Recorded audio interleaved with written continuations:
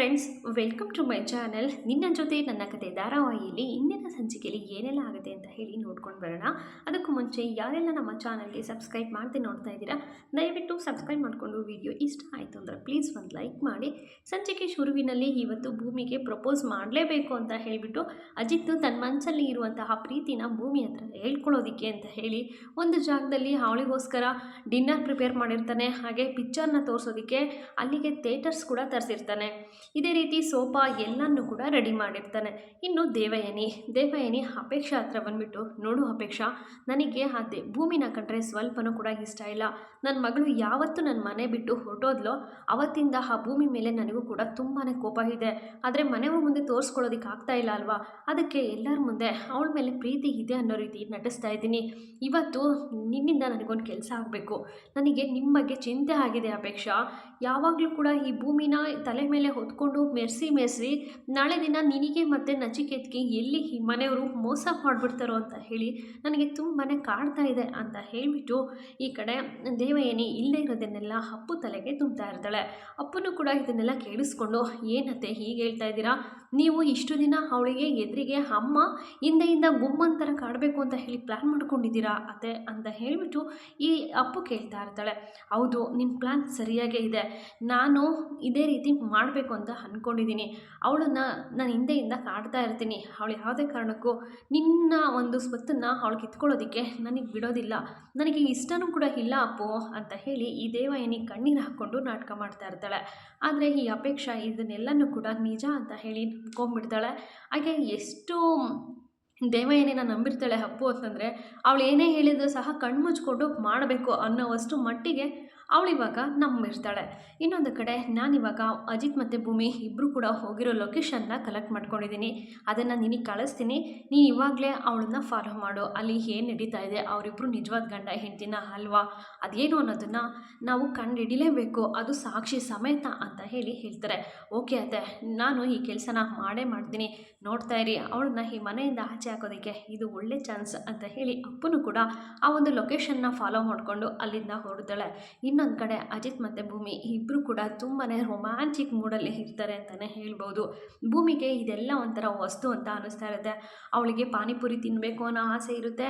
ಅದೇ ರೀತಿ ಅಜಿತ್ ಪಾನಿಪುರಿನ ಕೊಡಿಸಿರ್ತಾನೆ. ಅವನಿಗೆ ಇಷ್ಟವಾದ ಊಟನೂ ಸಹ ಎಲ್ಲ ಅಲ್ಲಿಗೆ ತರಿಸಿ ಅವಳಿಗೆ ಊಟನ ಮಾಡಿಸಿ ಅದಾದಮೇಲೆ ಪಿಕ್ಚರ್ ಕೂಡ ತೋರಿಸಿ ಅವ್ನ ಮನಸ್ಸಲ್ಲಿ ಇರೋದನ್ನು ಎಲ್ಲ ಹೇಳ್ಕೋಬೇಕು, ಪ್ರಪೋಸ್ ಮಾಡಬೇಕು ಅಂತ ಹೇಳಿ ಬಂದಿರ್ತಾನೆ. ಸಾಹೇಬ್ರೆ, ಏನು ಸಾಹೇಬ್ರೆ ಇದು, ಇಷ್ಟೊಂದೆಲ್ಲ ಅರೇಂಜ್ ಮಾಡಿದ್ದೀರಾ, ಇಷ್ಟು ಥರ ಮಾಡೋ ಅವಶ್ಯಕತೆ ಇತ್ತ ಸಾಹೇಬ್ರೆ? ನಾವಿಬ್ಬರು ಏನು ನಿಜವಾದ ಗಂಡ ಹೇಳ್ತೀನ ಅಲ್ಲ ಅಲ್ವಾ, ನಾವಿಬ್ಬರು ಜಸ್ಟ್ ಫ್ರೆಂಡ್ ಸಾಹೇಬ್ರೆ, ನಮಗೆ ಇಷ್ಟೊಂದು ನೀವೆಲ್ಲ ಏನು ಸಾಹೇಬ್ರೆ ನೀವಿದು ಅಂತ ಹೇಳಿ ಒಂದು ಲೆಕ್ಕದಲ್ಲಿ ನನಗೆ ನಮ್ಮ ಅಪ್ಪ ನೆನಪಾಗ್ತಾ ಇದ್ದಾರೆ ಸಾಹೇಬ್ರೆ, ನನಗೆ ತುಂಬಾ ಖುಷಿ ಆಗ್ತಿದೆ ಅಂತ ಹೇಳಿಬಿಟ್ಟು ಈ ಭೂಮಿ ಹೇಳ್ತಾಳೆ. ಹಾಗೆ ಸಾಹೇಬ್ರೆ, ನಾನಾದರೂ ಪಾನಿಪುರಿ ತಿಂದಿದ್ದೀನಿ, ನೀವೇನೂ ತಿಂದಿಲ್ಲ, ನಿಮಗೆ ಹೊಟ್ಟೆ ಹಸಿವಾಗಿದೆ ಅಂತ ಅನಿಸುತ್ತೆ, ಬನ್ನಿ ಸಾಹೇಬ್ರೆ ಊಟ ಮಾಡೋಣ ಅಂತ ಹೇಳಿಬಿಟ್ಟು ಊಟದ ಹತ್ರ ಹೋಗ್ಬಿಟ್ಟು ಊಟ ಮಾಡೋದಕ್ಕೆ ಅಂತ ಹೇಳಿ ಇಬ್ಬರು ಕೂಡ ಕೂತ್ಕೊಳ್ತಾರೆ. ಅದಕ್ಕೂ ಮುಂಚೆ ಭೂಮಿ, ನಾನು ನಿನ್ನ ಹತ್ರ ಏನೋ ಹೇಳಬೇಕು ಭೂಮಿ ಅಂತ ಹೇಳಿ ಭೂಮಿ ಕೈನ ಇಟ್ಕೊಂಡು ಮತ್ತೆ ಅಲ್ಲಿಂದ ಅಜಿತ್ ಎದ್ದೇಳ್ತಾನೆ. ಎದ್ದೇಳಿದ ಆದಮೇಲೆ ಅಜಿತ್ ಮತ್ತು ಭೂಮಿ ಇಬ್ಬರು ಕೂಡ ಒಬ್ರನ್ನ ಒಬ್ಬರು ಸೀರಿಯಸ್ ಆಗಿ ನೋಡ್ತಾ ನಿಂತ್ಕೊಂಡಿರ್ತಾರೆ.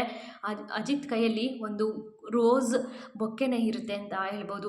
ಒಂದು ದೊಡ್ಡದೊಂದು ಬೊಕ್ಕೆನ ತಗೊಂಡು ಭೂಮಿಗೆ ಕೊಡಬೇಕು ಅಂತ ಹೇಳಿ ಅಜಿತ್ ತುಂಬಾ ಪ್ರೀತಿಯಿಂದ ಕೊಡೋದಕ್ಕೆ ಮುಂದೆ ಹಾಕ್ತಾ ಇರ್ತಾರೆ. ಇನ್ನು ಕೈಯಲ್ಲಿ ಒಂದು ಉಂಗುರವನ್ನು ಸಹ ಇಟ್ಕೊಂಡಿರ್ತಾರೆ. ಭೂಮಿ, ನಿನ್ನ ನಗು, ನಿನ್ನ ಒಂದು ಒಳ್ಳೆಯ ಗುಣಕ್ಕೆ ನಾನು ಮನಸೋತಿದ್ದೀನಿ. ನನ್ನ ಜೀವನದಲ್ಲಿ ಸಾಹಿತ್ಯನ ಬಿಟ್ಟರೆ ಬೇರೆ ಯಾರೂ ನನ್ನ ಜೀವನದಲ್ಲಿ ಇಲ್ಲ ಅಂತ ಅಂದ್ಕೊಂಡಿದ್ದೆ. ನನ್ನ ಪ್ರೀತಿನ ಕಿತ್ಕೊಂಡಿರೋದು ನನ್ನ ಸಾಹಿತ್ಯ ಮಾತ್ರ, ಅವಳಿಗೆ ಸೀಮಿತ ಆ ಪ್ರೀತಿ ಅಂತ ಅಂದ್ಕೊಂಡಿದ್ದೆ ಭೂಮಿ. ಆದರೆ ಈಗ ನಿನ್ನ ಮುಖದಲ್ಲಿ ನಗು ನೋಡಿ ಆ ನಗುನ ನಾನು ಮಿಸ್ ಮಾಡ್ಕೊಳ್ಳೋದಕ್ಕೆ ನಾನು ತಯಾರಿಲ್ಲ ಭೂಮಿ. ನಿನ್ನ ಮುಖದಲ್ಲಿ ಇರುವಂತಹ ಆ ನಗು, ನಿನ್ನ ಒಂದು ಒಳ್ಳೆಯ ಗುಣ ಎಲ್ಲನೂ ಕೂಡ ನನಗೆ ಬೇಕು ಭೂಮಿ. ನೀನು ನನಗೆ ಸಿಗ್ತೀಯ Bhoomi. I love you so much. ನಾನು ನಿನ್ನನ್ನು ತುಂಬ ಪ್ರೀತಿಸ್ತಾ ಇದ್ದೀನಿ ಭೂಮಿ ಅಂತ ಹೇಳಿಬಿಟ್ಟು ಒಂದು ಉಂಗುರವನ್ನು ಮುಂದೆ ಇಟ್ಕೊಂಡು ಅಜಿತ್ ಈ ಮಾತನ್ನು ಹೇಳ್ತಾನೆ. ಈ ಮಾತನ್ನು ಹೇಳ್ತಿದ್ದ ಹಾಗೇ ಭೂಮಿಗೆ ಶಾಕ್ ಅಂತ ಅನಿಸುತ್ತೆ. ಸಾಹೇಬ್ರೆ, ಏನು ಹೇಳ್ತಾ ಇದ್ದೀರಾ ನೀವು ಅಂತ ಹೇಳಿ ಭೂಮಿ ಶಾಕಲ್ಲಿ ನಿಂತ್ಕೊಳ್ತಾಳೆ. ಅದಾದಮೇಲೆ ಈ ಕಡೆ ಅಪ್ಪನೂ ಕೂಡ ನೋಡ್ಬಿಡ್ತಾಳೆ. ಅಪ್ಪನೂ ಕೂಡ ಇದನ್ನೆಲ್ಲನೂ ಕೂಡ ಬಂದು ನಿಂತ್ಕೊಂಡು ಕೇಳಿಸ್ಕೊಳ್ತಾ ಇರ್ತಾರೆ. ಯಾವಾಗಲೂ ಕೂಡ ಮನೆಯಲ್ಲೂ ಕೂಡ ಭೂಮಿ ಸೆರಗನ್ನು ಹಿಡ್ಕೊಂಡು ಸುತ್ತರಿತಾ ಇರ್ತಾನೆ ಈ ಅಜಿತ. ಆದರೆ ಇವಾಗ ಬೀದಿಗೆ ಬಂದು ನಿಂತ್ಕೊಂಡಿದ್ದಾನಲ್ಲ ಅಂತ ಹೇಳಿ ಅಜಿತಿನ ಮೇಲೆ ತುಂಬಾ ಕೋಪ ಮಾಡ್ಕೊಳ್ತಾ ಇರ್ತಾಳೆ. ಇಷ್ಟೆಲ್ಲ ಆದಮೇಲೆ ಇನ್ನು ಭೂಮಿನೂ ಕೂಡ ಅಪ್ಪನ ನೋಡ್ತಾಳೆ. ಓ ಸಾಹೇಬ್ರು ಇಷ್ಟೆಲ್ಲ ಮಾತಾಡಿದ್ದು ಅಪೇಕ್ಷಾ ನೋಡ್ತಾ ಇದ್ದಾಳೆ ಅನ್ನೋ ಒಂದು ಕಾರಣಕ್ಕೆ, ಇಲ್ಲ ಇಲ್ಲ ನಾನು ಇವಳ ಕೈಯಲ್ಲಿ ಸಿಗಾಕೋಬಾರ್ದು ಸಾಹೇಬ್ರೆ, ನಾನು ನಿಮ್ಮಷ್ಟೇ ಇಷ್ಟಪಡ್ತಾ ಇದ್ದೀನಿ ನಿಮ್ಮನ್ನು, ನೀವಿಲ್ಲದೆ ನನಗೂ ಕೈಯಲ್ಲಿ ಇರೋದಕ್ಕೆ ಆಗೋದಿಲ್ಲ ಸಾಹೇಬ್ರೆ, ನಾನು ನಿಮ್ಮನ್ನು ತುಂಬ ಅಂದರೆ ತುಂಬಾ ಇಷ್ಟಪಡ್ತಾ ಇದ್ದೀನಿ ಸಾಹೇಬ್ರೆ, ಐ ಲವ್ ಯು ಟೂ ಸಾಹೇಬ್ರೆ ಅಂತ ಹೇಳಿಬಿಟ್ಟು ಭೂಮಿ ಆ ಒಂದು ಉಂಗುರ ಮತ್ತು ಕೈಯಲ್ಲಿದ್ದಂತಹ ಬೊಕ್ಕೆಯನ್ನು ಇಸ್ಕೊಳ್ತಾಳೆ. ಇಸ್ಕೊಂಡಿದ್ದಾದಮೇಲೆ ಅಪೇಕ್ಷನಿಗೆ ತುಂಬಾ ಕೋಪ ಬರ್ತಾ ಇರುತ್ತೆ. ಇನ್ನು ಕೋಪದಿಂದ ಅಪೇಕ್ಷಾ ಅಲ್ಲಿಂದ ಹೊರಟೋಗ್ಬಿಡ್ತಾಳೆ. ಇನ್ನು ಅಜಿತ್ ತುಂಬಾ ಖುಷಿಯಾಗಿ ಭೂಮಿನ ಹಗ್ ಮಾಡ್ಕೊಳ್ಳೋದಕ್ಕೆ ಅಂತ ಹೇಳಿ ಮುಂದೆ ಬರ್ತಾನೆ. ಮುಂದೆ ಬರ್ತಿದ್ದಾಗೇ ಸಾಹೇಬ್ರೆ ಅವಳು ಹೋಗ್ಬಿಟ್ಲು ಅಂತ ಹೇಳಿಬಿಟ್ಟು ಈ ಭೂಮಿ ಅಜಿತನ್ನು ತಡೆದು ಈ ಮಾತನ್ನು ಹೇಳ್ತಾನೆ. ಆಗ ಅವನಿಗೆ ತುಂಬಾ ಶಾಕ್ ಆಗುತ್ತೆ. ಯಾರು ಹೋದ್ರು ಅಂತ ಹೇಳಿ ಅಜಿತ್ ಕೇಳ್ತಾ ಇರ್ತಾನೆ. ನಿಮ್ಮ ಅಕ್ಕ ಅಪೇಕ್ಷಾ ಇಷ್ಟೊತ್ತು ನೀವು ಮಾತಾಡಿದ್ದನ್ನೆಲ್ಲ ಅವಳು ಇಲ್ಲೇ ನಿಂತ್ಕೊಂಡು ಕೇಳಿಸ್ಕೊಂಡ್ಲು ಸಾಹೇಬ್ರೆ, ಇವಾಗ ಅವಳು ಇಲ್ಲಿಂದ ಹೊರಟೋಗ್ಬಿಟ್ಲು ಅಂತ ಹೇಳಿಬಿಟ್ಟು, ಸಾಹೇಬ್ರೆ ಇವಾಗ ತಾನೇ ಹೋದ್ಲು ಸಾಹೇಬ್ರೆ ಅಂತ ಹೇಳಿಬಿಟ್ಟು ಈ ಭೂಮಿ ಹೇಳ್ತಾ ಇರ್ತಾಳೆ. ಹಾಗೆಯೇ ಅಜಿತ್ಗೆ ಕಣ್ಣಲ್ಲಿ ನೀರು ತುಂಬಿಕೊಳ್ಳುತ್ತೆ. ಅಜಿತ್ ಮನಸ್ಸು ಹೊಡೆದು ಚೂರಾಗುತ್ತೆ. ಇಷ್ಟೊತ್ತು ನಾನು ಹೇಳಿದ್ದನ್ನೆಲ್ಲ ಇವಳು ನಾಟಕ ಅಂತ ಅಂದ್ಕೊಂಡ್ಬಿಟ್ಲಲ್ಲ ಅಂತ ಹೇಳಿ ಅಜಿತ್ ತುಂಬಾ ಬ್ಯಾಡ್ ಫೀಲ್ ಮಾಡ್ತಾ ಇರ್ತಾನೆ. ಇನ್ನು ಭೂಮಿನೂ ಕೂಡ ಸಾಹೇಬ್ರೆ ನೀವು ತುಂಬ ಚೆನ್ನಾಗಿ ಅರೇಂಜ್ ಮಾಡ್ಕೊಂಡಿದ್ರಿ ಅಲ್ಲ, ಇವಳು ಸರಿಯಾದ ಸಮಯಕ್ಕೆ ಬರ್ತಿದ್ದ ಹಾಗೆಯೇ ನೀವು ಹೇಗೆ ಸಾಹೇಬ್ರೆ ಕೈಯಲ್ಲಿ ಉಂಗುರವನ್ನು ಇಟ್ಕೊಂಡ್ಬಿಟ್ರಿ, ನನಗೆ ಎಷ್ಟು ಶಾಕ್ ಆಯಿತು ಗೊತ್ತಾ ಸಾಹೇಬ್ರೆ, ನಾನು ಕೂಡ ನಿಮ್ಮ ಹಾಗೆ ಚೆನ್ನಾಗಿ ಆ್ಯಕ್ಟಿಂಗ್ ಮಾಡಿದೆ ಅಲ್ವಾ ಸಾಹೇಬ್ರೆ ಅಂತ ಹೇಳಿ ಈ ಭೂಮಿ ಹೇಳ್ತಾ ಇರ್ತಾಳೆ. ಇನ್ನೊಂದು ಕಡೆ ಭೂಮಿ ಎಷ್ಟೇ ಅಜಿತ್ ಮನಸ್ಸನ್ನು ಅರ್ಥ ಮಾಡ್ಕೊಳ್ಳೋದಕ್ಕೆ ಒದ್ದಾಡ್ತಾ ಇದ್ರೂ ಕೂಡ ಅದು ಅರ್ಥನೇ ಆಗ್ತಾ ಇರೋದಿಲ್ಲ. ಒಂದೊಂದು ಕಡೆ ಈ ರೀತಿ ಬಂದು ಅಡೆತಡೆಗಳು ಉಂಟಾಗ್ತಾ ಇರುತ್ತೆ. ನೋಡು ಇವತ್ತು ಅಜಿತ್ ತನ್ನ ಪ್ರೀತಿನ ಹೇಳ್ಕೋಬೇಕು ಅಂತ ಹೇಳಿ ಎಲ್ಲ ರೀತಿ ರೆಡಿ ಆಗಿಬಿಟ್ಟು ಹೋಗಿರ್ತಾನೆ. ಆದರೆ ಇವತ್ತು ಈ ಅಪೇಕ್ಷಾ ಬಂದು ಎಲ್ಲ ಹಾಳು ಮಾಡೋದ್ಲು ಅಂತಲೇ ಹೇಳ್ಬೋದು ಫ್ರೆಂಡ್ಸ್. ಹಾಗೆಯೇ ಈ ರೀತಿ ಆಯಿತು ಇಲ್ಲಿ. ಇದಾದಮೇಲೆ ಮನೆಗೆ ಹೋಗಿ ದೇವಯಾನಿ ಹತ್ರ ಎಲ್ಲ ಹೇಳ್ಬಿಡ್ತಾಳೆ. ಅವರಿಬ್ಬರು ಆ ರೊಮ್ಯಾಂಟಿಕ್ ಮೂಡಲ್ಲಿ ಇರೋದನ್ನು ನನ್ನ ಕೈಯಲ್ಲಿ ನೋಡೋದಕ್ಕಾಗಲಿಲ್ಲ. ನಮ್ಮ ಅಜಿತ ಅವಳಿಗೋಸ್ಕರ ಎಷ್ಟೆಲ್ಲ ಸೆಟಪ್ ಮಾಡಿದ್ದ ಗೊತ್ತಾ, ಆ ಕಡೆ ಹೋಮ್ ಥಿಯೇಟರ್ ಏನೋ, ಇನ್ನೊಂದು ಕಡೆ ಡಿನ್ನರ್ ಟೇಬಲ್ಲು, ಸೋಫಾ, ಇದನ್ನೆಲ್ಲ ನೋಡಿ ನನಗೆ ಉರಿ ಹತ್ತಿತ್ತಾ ಇತ್ತು. ಮನೇಲೂ ಯಾವಾಗ ನೋಡಿದ್ರು ಅದೇ ರೀತಿ ಆಡ್ತಾ ಇರ್ತಾನೆ. ಇವಾಗಲೂ ಅಲ್ಲಿ ಅವಳ ಹತ್ರ ಆ ರೀತಿ ಆಡೋದನ್ನು ನನ್ನ ಕೈಯಲ್ಲಿ ನೋಡೋದಕ್ಕಾಗಲಿಲ್ಲ ಅತ್ತೆ, ನಾನು ವಾಪಸ್ ಬಂದುಬಿಟ್ಟೆ ಅಂತ ಹೇಳ್ತಾ ಇರಬೇಕಾದ್ರೆ, ಅಪ್ಪು ನಿನ್ನಿಂದ ಇದನ್ನು ನಿರೀಕ್ಷೆ ಮಾಡಿರಲಿಲ್ಲ, ನೀನು ಇದನ್ನು ಹೇಳೋಕ್ಕ ಬಂದಿದ್ದು ಅಂತ ಹೇಳಿ ಈ ದೇವಯಾನಿ ಕೋಪ ಮಾಡ್ಕೊಳ್ತಾ ಇರ್ತಾಳೆ. ಈ ದೇವಯಾನಿ ಕೋಪ ಮಾಡ್ಕೊಳ್ಳೋದಕ್ಕೂ ಒಂದು ಅರ್ಥ ಇದೆ. ಯಾಕೆ ಅಂತಂದರೆ ಈ ಅಪ್ಪು ಬಂದ್ಬಿಟ್ಟು ನಿಜವಾದ ಗಂಡ ಹೆಂಡತಿ ಥರನೇ ಅವರೆಲ್ಲ ಆ್ಯಕ್ಟಿಂಗ್ ಮಾಡ್ತಾಯಿದ್ರು.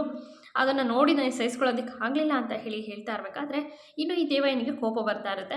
ಇನ್ನೊಂದು ಕಡೆ ಅತ್ತೆ ಇನ್ನೊಂದು ವಿಷಯ ಅತ್ತೆ, ಆ ಭೂಮಿ ನನ್ನನ್ನು ನೋಡಿಬಿಟ್ಲು ಅತ್ತೆ, ಅದಕ್ಕೆ ನಾನು ಬೇಗ ವಾಪಸ್ ಬಂದುಬಿಟ್ಟೆ.